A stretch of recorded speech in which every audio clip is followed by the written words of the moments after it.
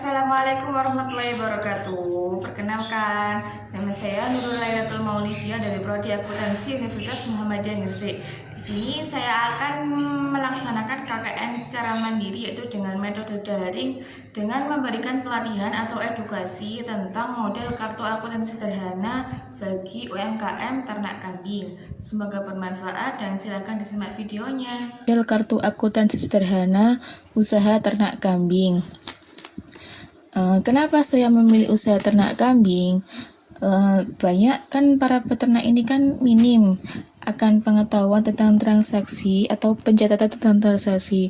Lah, solusinya ini saya menggunakan model kartu akuntansi sederhana ini untuk memudahkan dalam mengetahui biaya-biaya dan penerimaan yang terjadi selama satu periode, sehingga kita dapat mengidentifikasi berapa labanya dan berapa ruginya.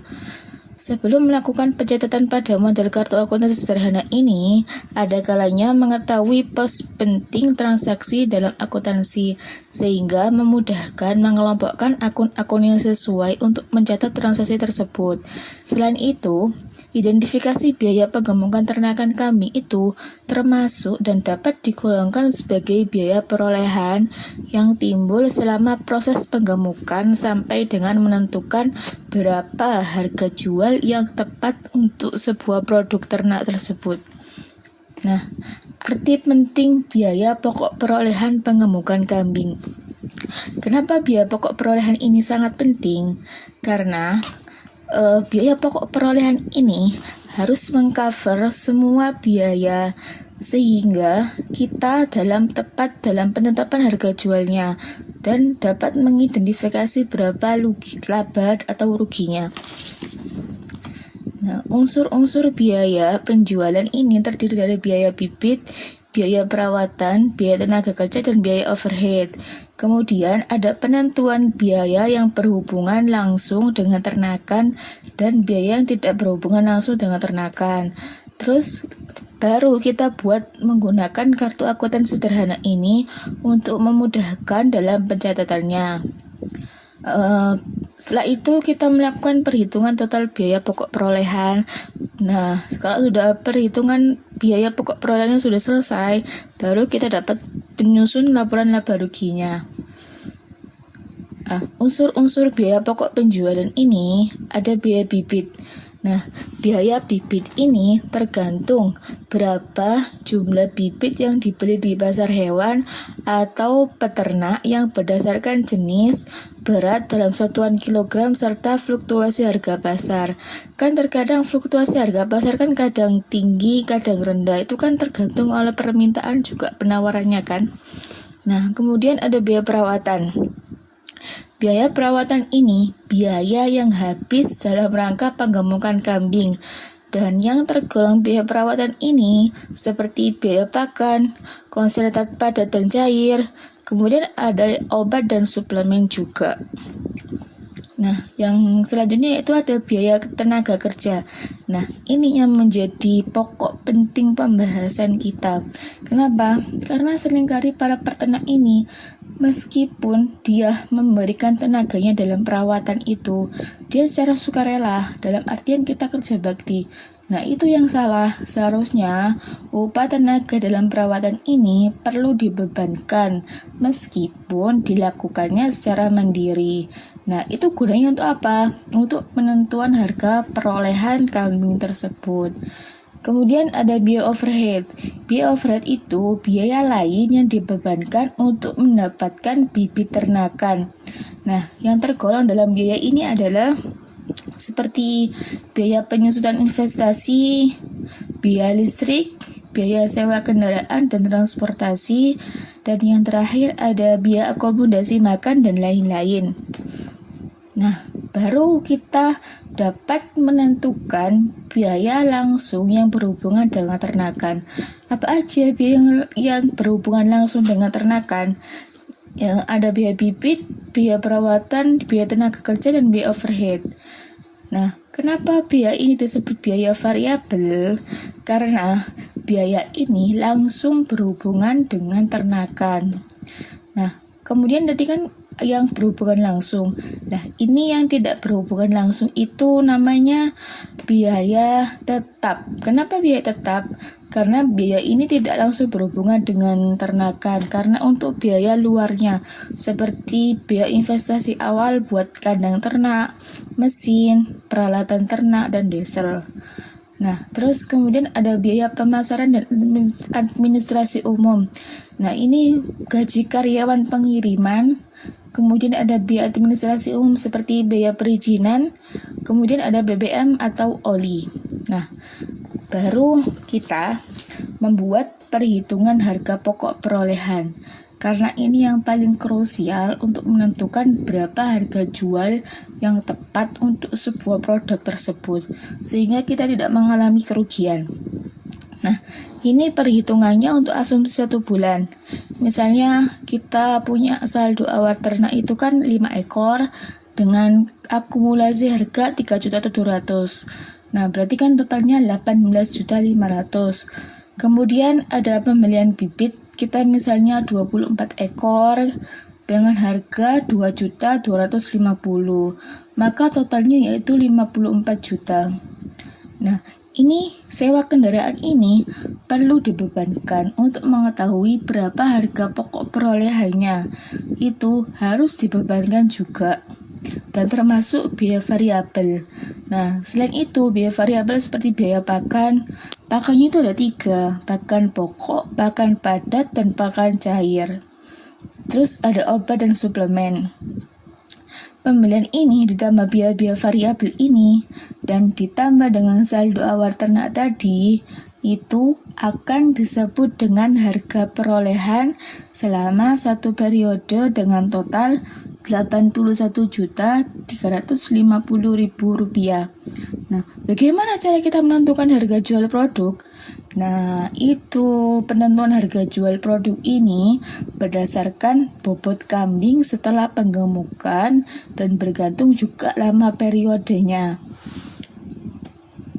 Nah, kalau sudah kita menghitung berapa harga perolehannya, baru kita membuat atau mencatat transaksi tersebut ke kartu akuntansi sederhana.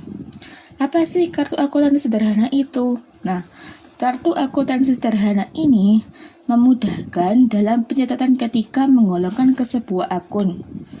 Nah, kartu ini dapat digunakan sebelum menyusun laporan keuangan guna mengetahui keberhasilan usaha. Prinsip penting dan mendasar ketika melakukan pencatatan mandiri yaitu dengan menggunakan double entry system, bahwa setiap transaksi harus dicatat minimal dalam 2 kartu tanpa harus mengetahui dicatat di sebelah debit maupun di sebelah kredit. Kalau di sebelah debit berarti kan bertambah, kalau di sebelah kredit dia berkurang. Nah, masing-masing kartu akuntansi ini berbeda warnanya, berbeda juga fungsinya. Kalau buku kas ini saya akumulasikan atau saya umpamakan sebagai warna kuning, terus kemudian ada buku penjualan berwarna hijau muda, terus ada biaya pokok perolehan ini berwarna biru muda, kemudian buku piutang ini berwarna pink, dan buku utangnya ini berwarna merah, kemudian ada buku persediaan ini warnanya abu-abu. Nah, yang terakhir ada buku biaya ini warnanya hijau tua. Nah, sebelum itu ada kegunaan kartunya akuntan sederhana ini untuk berbeda-beda. Untuk buku kas misalnya, untuk mencatat transaksi keluar masuknya kas secara real. Kalau buku penjualan, ya sama, untuk mencatat seluruh transaksi penjualan barang dagangan selama 1 periode. Kemudian ada buku biaya pokok penjualan. Ini untuk mencatat biaya pokok yang timbul selama proses penggemukan sampai dengan menentukan berapa harga jual untuk sebuah produk ternak. Buku piutang ini namanya juga piutang, berarti kan dia gunanya untuk mencatat mutasi berapa jumlah piutang yang sudah dan belum terlunasi. Nah, buku utang sama juga fungsinya juga untuk mencatat mutasi jumlah utang yang belum sudah dilunasi. Kemudian ada buku persediaan ini gunanya untuk mencatat jumlah barang dagangan yang diternakan atau dibeli dan yang dijual, serta untuk dapat mengetahui berapa sih saldo akhir persediaannya. Nah, yang terakhir ada buku biaya. Ini gunanya untuk mencatat biaya-biaya di luar biaya perolehan selama satu periode. Nah, kalau sudah semuanya dilakukan pencatatan di dalam buku kartu akuntansi sederhana ini, baru kita dapat menyusun laporan keuangan. Laporan keuangan ini ada 5. Yang pertama ada laporan posisi keuangan, itu namanya neraca. Kemudian ada laporan arus kas, terus laporan perubahan modal, dan yang terakhir yang keempat ada laporan laba rugi. Kemudian ada CLK atau catatan atas laporan keuangan ini. Nah, biasanya CLK ini bagi usaha seperti UMKM ini, nah itu jarang dibuat. CLK ini biasanya dibuat untuk perusahaan sekelas PT. Nah, itu mesti harus membuat CLK. Kenapa? Karena perusahaan PT itu atau perusahaan terbuka ini mempunyai tanggung jawab untuk melaporkannya kepada pihak internal maupun pihak eksternal. Nah, ini ada beberapa contoh transaksi. Ini saya akan contohkan secara manual pencatatan transaksinya ini ke dalam buku kartu akuntansi sederhana yang ada 7 tadi ya, yang warnanya beda-beda itu tadi. Nah, ini kan ada tanggal transaksinya, itu nanti dicatat. Nah, prinsipnya itu kalau pencatatan dalam buku kartu akuntansi sederhana harus menggunakan double entry system. Nah, kita lanjut lagi untuk yang pembahasan contoh transaksi tadi ya. Yang pertama ini ada tanggal 2. Pada tanggal 2 ini kas awalnya ini saya masukkan ini sebelah saldo awal kas. Kenapa? Kan ini kan masih awal kas, berarti kan masuk saldo awalnya ini masuk ke dalam buku kartu kas debit kan bertambah. Kemudian ada buku dan dimasukkan lagi ke buku piutang yaitu sebelah debit sebesar 10 juta. Kemudian tanggal 4 itu kan ada pinjaman dari Nyonya Ulfa. Kalau pinjaman berarti kan uang kas kita kan bertambah. Oleh karena itu dia masuk ke buku kartu kas sebelah debit karena bertambah. Kemudian buku utang. Utangnya juga bertambah kan karena pinjaman. Nah, itu kalau utang itu kalau bertambah sebelah kredit sebesar 50 juta. Kemudian ada tanggal 5 kita melakukan pembelian bibit. Nah, pembelian bibit ini kan akan mengurangi kas kita, soalnya kan kita beli sesuatu. Nah, ini masuk ke buku kartu kas sebelah kredit dan menambah buku persediaan. Kenapa? Kan kita kan beli bibit, otomatis kan biaya stok persediaan kita kan bertambah. Kemudian juga termasuk ke dalam buku biaya pokok perolehan. Kenapa?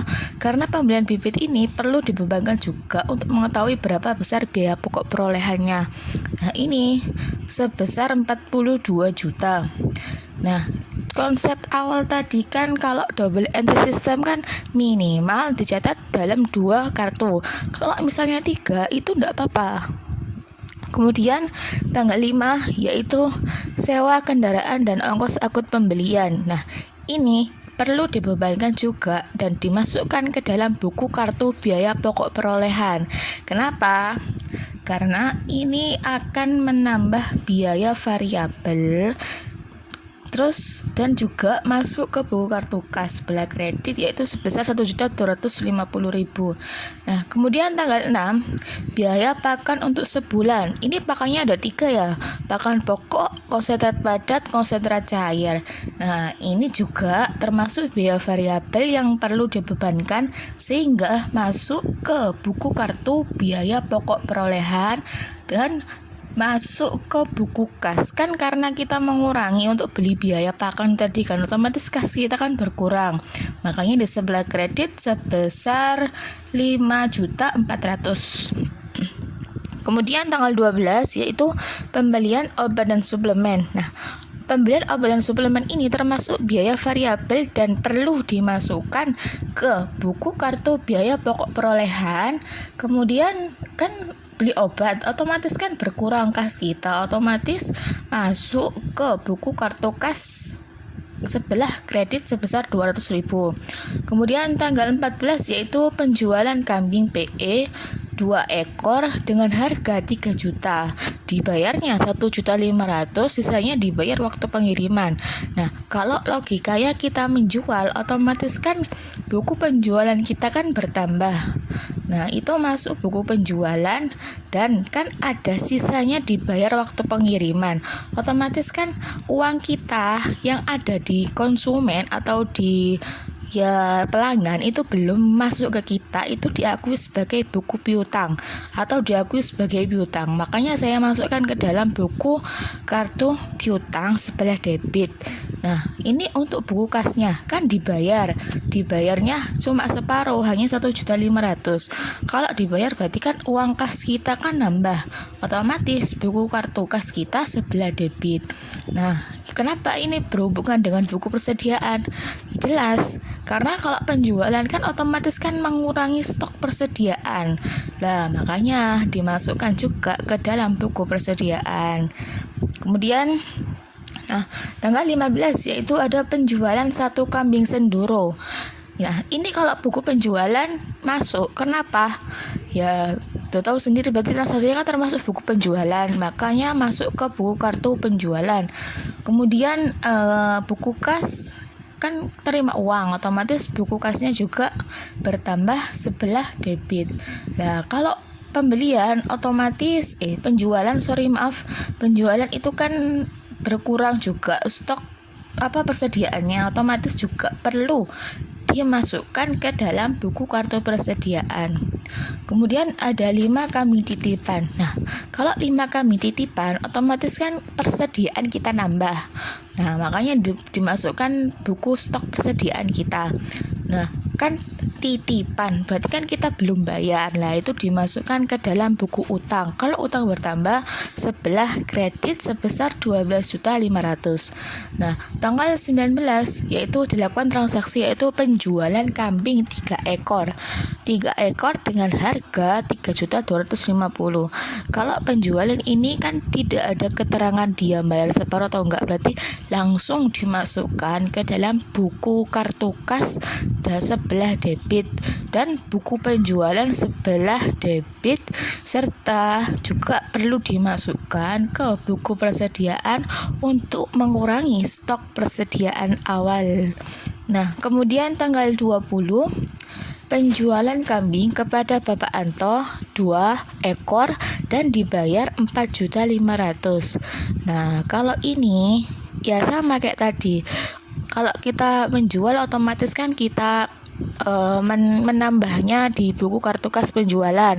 Kemudian buku kas itu kan bertambah, terus kemudian hanya dibayar 4.500.000, berarti kan ada piutang, makanya perlu dimasukkan ke dalam buku kartu piutang sebelah debit. Kalau penjualan berarti kan otomatis stoknya kan berkurang juga, makanya perlu dimasukkan juga ke buku kartu persediaan. Nah, kemudian diterima uang dari penjualan 1 kambing, kan ini lunas, otomatis langsung menambah kas sehingga masuk ke buku kartu kas, kemudian buku penjualan untuk mencatat berapa penjualannya, terus buku persediaan untuk mencatat stoknya setelah dikurangi penjualan 1 kambing tersebut. Nah, tanggal 23 pelunasan dari Bapak Anto. Tadi kan yang ditransaksi tanggal 20 kan Bapak Anto hanya bayar 4.500.000.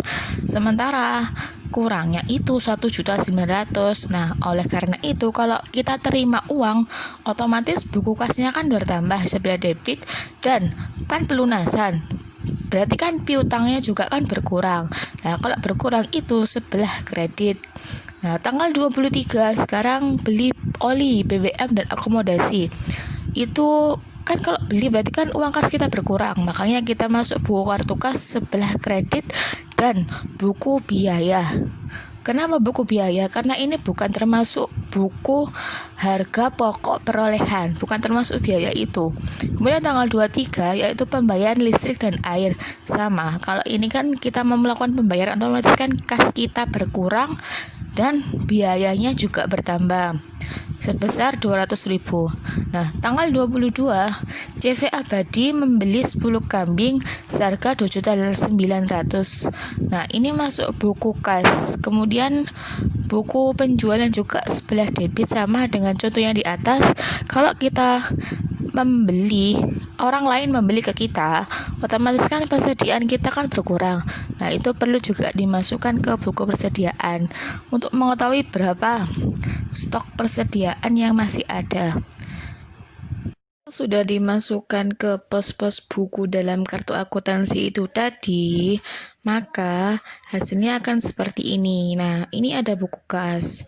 Buku kartu kas ini warnanya kan kuning. Nah, di sini ada perincian, keterangan tanggalnya, juga keterangan transaksi untuk apa, dan penerimaan dari apa, ada debit kreditnya, dan juga ada saldonya. Nah, gunanya kita membuat buku kartu akuntansi ini untuk mencatat berapa saldo akhirnya untuk di setiap tanggal. Kemudian yang ini ada buku penjualan, yaitu dia sama formatnya ada tanggal, keterangan, debit sama kredit, kemudian saldo. Nah, ini juga berwarna hijau, fungsinya juga sama. Nah, kemudian ada buku biaya perolehan ini, ada tanggal, keterangan, jumlah biaya, dan total biayanya.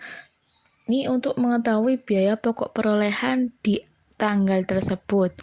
Kemudian ada buku piutang. Buku piutang ini ada tanggalnya juga, terus ada saldo awalnya, terus debit kreditnya, kemudian ada saldonya. Nah, ini saldo buku piutang ini bermanfaat juga untuk mengetahui berapa sih besar piutang yang masih ada di konsumen atau pelanggan kita.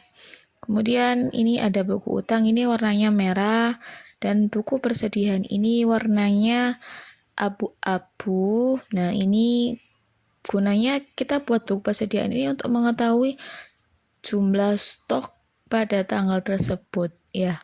Yang terakhir adalah buku biaya, ini warnanya hijau tua. Ini untuk mencatat biaya-biaya di luar biaya perolehan.